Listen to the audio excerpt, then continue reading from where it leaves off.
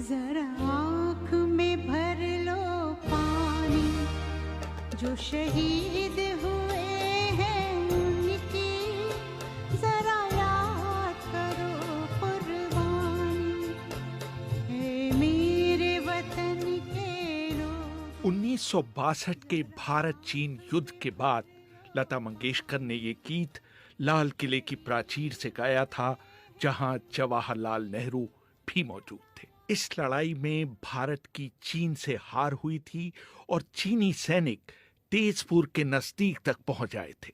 वहां के उपायुक्त वहां से भाग चुके थे और ये डर था कि तेजपुर पर कब्जे के बाद चीनी असम के मैदानी इलाकों में उतर आएंगे। शुक्र ये रहा कि इस भाषण के कुछ घंटों के भीतर ही चीन ने एक तरफा युद्ध विराम की घोषणा कर दी और वापस अपने क्षेत्र में चले गए। लगभग 1 महीने तक चले इस युद्ध में भारत के 1383 सैनिक मारे गए, 1047 घायल हुए और 1696 सैनिक लापता हुए और 3968 सैनिकों को चीन ने युद्धबंदी बनाया।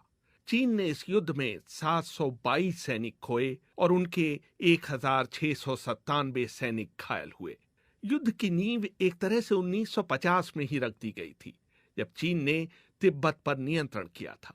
चीन ने कभी भी मैकमोहन लाइन को दोनों देशों के बीच सीमा के तौर पर स्वीकार नहीं किया। दोनों देशों के संबंधों को उस समय बहुत बड़ा धक्का लगा जब 1959 में तिब्बत के दलाई लामा भागकर भारत आए और भारत ने उन्हें राजनीतिक शरण दे दी। मैंने जाने माने राजनीतिक विश्लेषक इंदर मल्होत्रा से पूछा कि अगर भारत ने दलाई लामा को अपने यहाँ शरण नहीं दी होती तो क्या भारत चीन युद्ध नहीं हुआ होता? दलाई लामा अगर वहाँ से आ रहे हैं तो उनको नहीं मना किया जा सकता।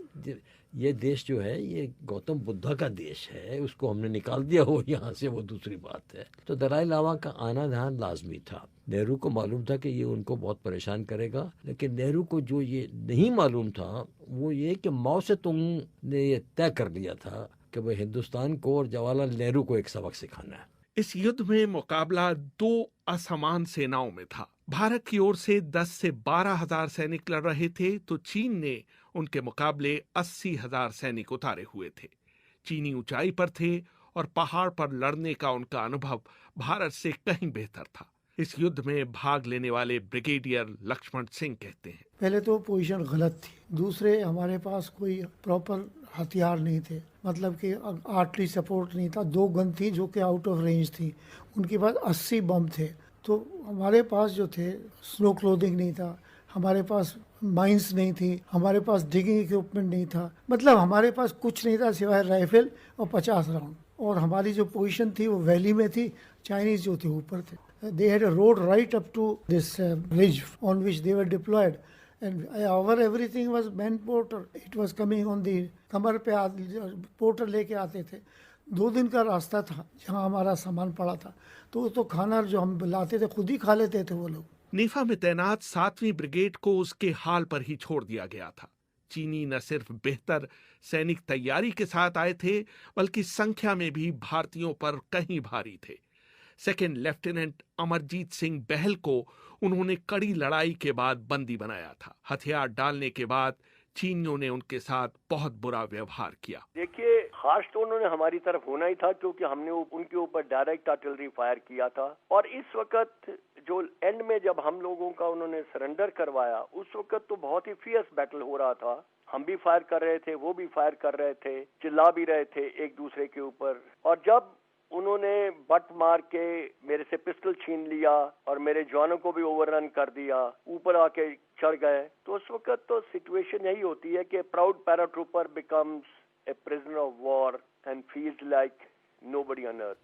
इस हार के पीछे कौन लोग जिम्मेदार थे? शीर्ष राजनीतिक नेतृत्व, शीर्ष सैनिक नेतृत्व, या फिर युद्ध के मोर्चे पर लड़ने वाले कमांडर या सैनिक? राजनीतिक विश्लेषक इंदर मल्होत्रा इस हार का ठीकरा जवाहरलाल नेहरू के सिर पर फोड़ते हैं।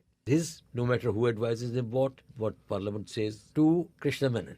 He was there till well after the 20th of October. On 31st October, he was made only Minister of Defence Production with 11 दिन वो थे वहाँ। और जब तक वो थे तो उनकी और कॉल को कोई कुछ कह नहीं सकता था। कॉल थे अब बिन मलिक, बिकॉज हर फैसले में मलिक का हाथ है। और किसी दुनिया में, देश में इंटेलिजेंस चीफ का रोल है to provide the intelligence but not to make policy. लेकिन ये एम.जे. देसाई जो एम्बेसडर गालब्रिथ से भी बात कर रहे थे और पंडित जी के एडवाइजर थे, वो डिफेंस सेक्रेटरी एंडो से हरीश सरीन है डेवरी से। Thapar's role was not one of commission but of omission. पहले उनको कहते रहे कि भाई भगवान के वास्ते तुम इसको ओवर रूल करो, but at least a man of honour he resigned. युद्ध में भाग लेने वाले जनरल के तिवारी भी इसके लिए नेताओं और सेना के आला अफसरों को जिम्मेदार मानते हैं। मैंने उनसे पूछा कि आपकी नजर में इस हार का विलेन किसे ठहराया जाना चाहिए। हिंदुस्तानी एटीट्यूड नेताज की। Pandit Nehru is the biggest one to blame. उनका आइडियल था हिंदी चीनी भाई भाई। उनका एडवाइजर था कृष्णा मेनन, डिफेंस मिनिस्टर, और एक दो इंडियन ऑफिसर्स को उन्होंने काबू किया हुआ था। जनरल थापर था आर्मी चीफ और जनरल कौल था chief of the general staff. उनको इनकरेज कर रहे थे और हमें हुक्म था चाइनीज वोंट अटैक, जाओ टेक ओवर, बर्थ राइट अपने ऑक्यूपाई कर लो अपना। They are not even fully armed, they have old weapons and so on. Only 1 in 3 people is armed, thing like ये ऐसी रिपोर्ट हमारे पास आती थी जब हम उधर थे 61, 62 में।